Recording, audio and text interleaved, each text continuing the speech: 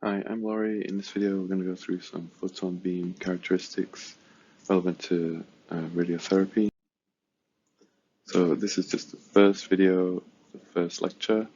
We're just going to go through inverse square, and there's a little quiz link here that you can use at the end to consolidate your knowledge. So we have three big dependencies. The first one is distance from the radiation source. So here we have radiation source, and we usually have a target volume, but for this lecture we're just going to consider calculating dose to a single reference point at some distance, source to point distance from the radiation source, SPD, and the SSD refers to the source to surface distance,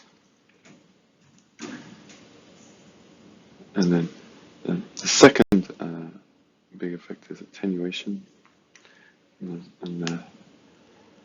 that is relevant, depends on depth through a patient or a phantom. And then the third thing is scatter, which largest dependency is on field size. So the distance the radiation falls off is a function of inverse squared of the distance from the radiation source. Attenuation has exponential decay with increasing depth, and the scatter effects we tabulate in relative functions.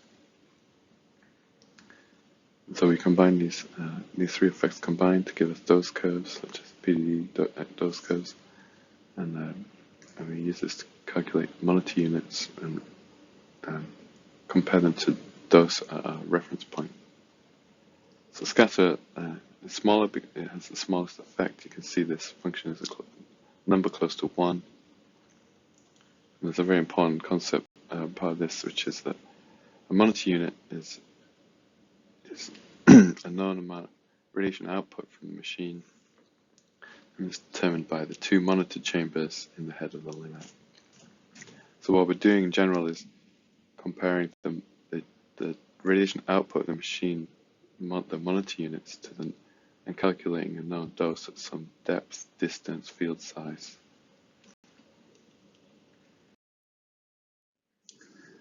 So I'm just this is just a slide with some information. I'm not going to go through it. It's just some nomenclature for you to know a bit more. So I'll go through this one. So little d is depth, obviously. Little d subscript max, that's the depth of the maximum dose. It's for 6 megavolt X-rays, this is around 1.5 cm. For 15 MV, it's around 3 cm depth. And the monitor unit for our machines, one monitor unit is 1 centigrade at the depth of Dmax when the water phantom is set at an SSD distance of 100 centimeters. So that means an SPD distance of 101.5 for 6 MV, and then a field size of 10 by 10.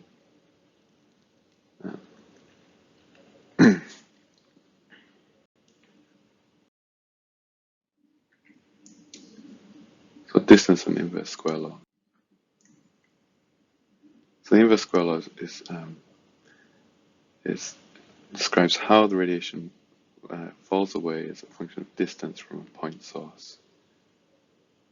So the radiation intensity is defined as the number of photons through some cross-sectional area. And if we double the distance, we can see we've quadrupled our cross-sectional area just for the same solid angle coverage, same slice of the orange. And so this is true for isotropic point sources. It's basically because of divergence, or divergence by another name. So because you only have 2 photons going through a bigger area, in this example, you have 1/4 the intensity. So mathematically, you can relate the doses at 2 different distances by the inverse square of their distances from the source. Just to consolidate our knowledge, what would be the dose at a distance 0.25 d, so a shorter distance? So we plug this into this equation. We'd have d on the bottom of we have d and 0.25d squared, and 0.25 is a quarter, so a quarter squared is a 16th. So we get 16 factor 16 stronger dose because you're closer to the source. Do clinical electron beams follow the inverse square law? No. And this is because they're not a point source. There's too much scatter in the air, the jaws, flattening filter, scattering filter, sorry, not flattening filter, such that they do not act like a point source. And so they do not have simple divergence like a photon source. It's a good thing to know the inverse square law. One of our previous physicists said, don't mess with the inverse square law. And he said this because it's one of the strongest dependencies that we have. So you can see on this plot from around 50 cm to around 150 cm. There's about a factor of 5 to 10 change in intensity from the inverse square decay.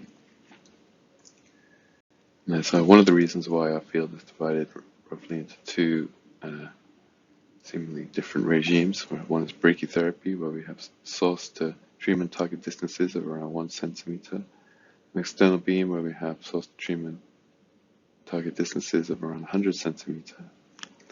So the short distance of the brachy means we can get away with a very weak source, around 10,000 times weaker for the same dose rate.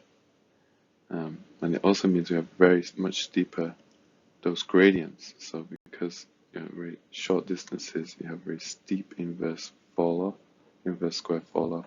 Whereas at long distances, you have more shallow inverse square fall off. It's about 100 times steeper in brachy than an external beam. And the other extreme is total body irradiation, where we have treatment distances of around 5 meters, and we have less than 1 cm, 1% per centimeter depth. Inverse square fall off. So total body is attenuation dominated. There's the inverse square decay, and the total body situation is pretty small, much smaller than the attenuation. And in brachy, the inverse square is many times stronger than the attenuation, so it's inverse square dominated.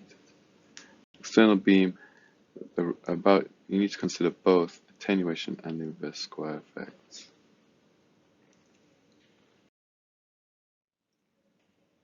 So just to consolidate that, which gives the most equal dose to points A and B, a long source to target distance or a short source to treatment distance?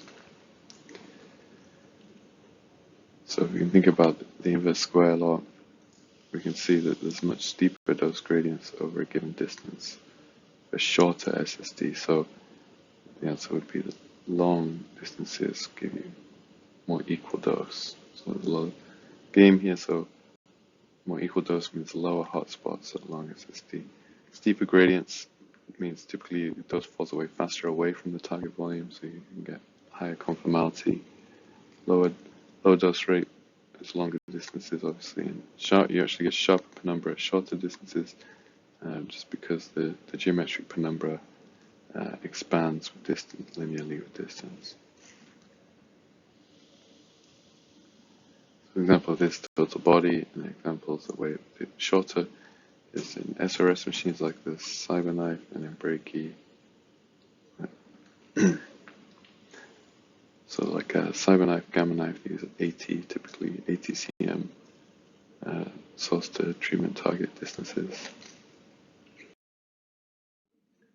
So double it, quick way. So we use inverse square so much that we've developed a lazy way to think about it. So if you have two numbers that are within 10% of each other, such as 100 and 110 centimeter, the square difference is about double the difference. So what I mean by this is, if we move the PTV from 110 centimeter to 100 centimeter, we can just know straight away it's about 20% change in dose from the inverse square. And that's because 10 times 2 is 20.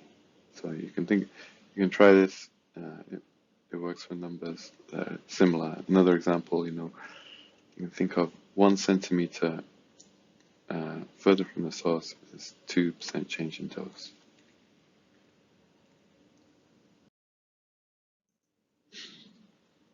So I'm just going to go through an example. 6 megavoltage plan is 100 centimeter SSD setup, APPA treatment of the thigh, 300 centigrade per fraction. Patient separation is 16 cm. So the separation is the distance from the anterior to the posterior of the patient. Couch vertical is higher, 8 cm higher than the planned value. What was the mistake? The mistake was that they set up an SAD setup where they put the midline of the patient at 100 centimeter and not SSD set where they put the surface of the patient at 100 centimeter. The imaging actually won't show, it'll look good. It'll look like the patient is lined up because there's just a small change in magnification in the portal images. So is it okay? Maybe we can treat, maybe the dose isn't that different. Probably just the plan is wrong. The physicist dosimetrist typed in the number wrong. Maybe, but the setup's right. Let's continue. So why is the dose?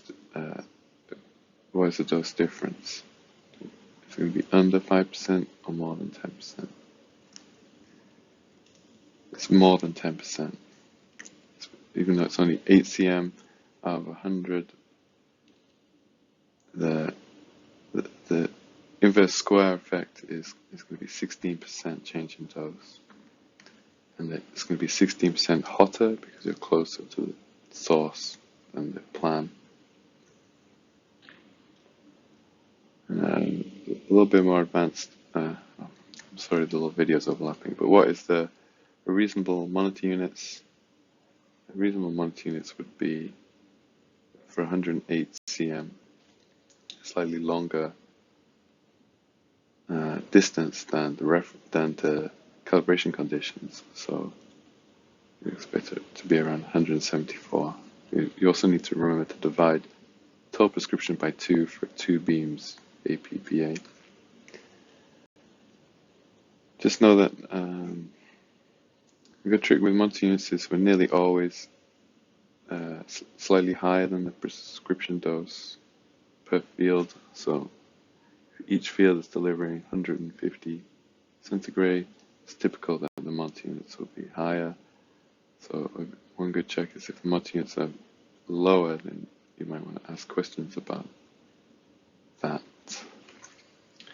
Okay, so that is inverse square law. I made a little quiz online. I'll send you the link to the quiz in the description of the video and in the email. There's also a few more questions here, and I'm not going to go through these. You can just pause the video and do them in your own time. So that's it. Thanks.